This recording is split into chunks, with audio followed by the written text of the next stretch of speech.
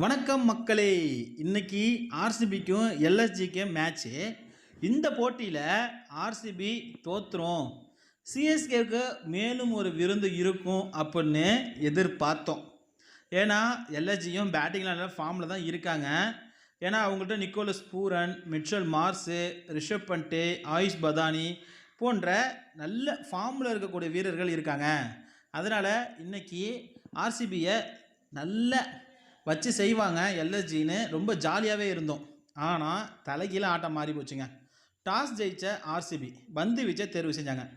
ஆர்சிபியோடைய சொந்த மைதானமான சின்னஸ்வாமி ஸ்டேடியத்தில் தான் இந்த ஆட்டம் நடைபெற்றது. இதில் முதல்ல களமிறங்கிய எல்எஸ்ஜி. ஆர்சிபி கிட்ட பேட்டிங் எந்த அளவிற்கு நல்லா இருக்கோ அதே போல் பவுலிங்கும் அற்புதமாக இருக்குது. அதனால் ஆர்சிபியோடைய பந்து வீச்சை சமாளிக்க முடியல எல்எஸ்ஜி அப்படின்னு சொல்லலாம். மிச்சல் மார்ஷல் 40 ரன்னு, ஆயுஷ் பதானி பார்த்தீங்கன்னா 38, முகேல் சௌத்ரி பார்த்தீங்கன்னா 39. இவங்க மட்டும்தான் ரன்னே அடித்தாங்க.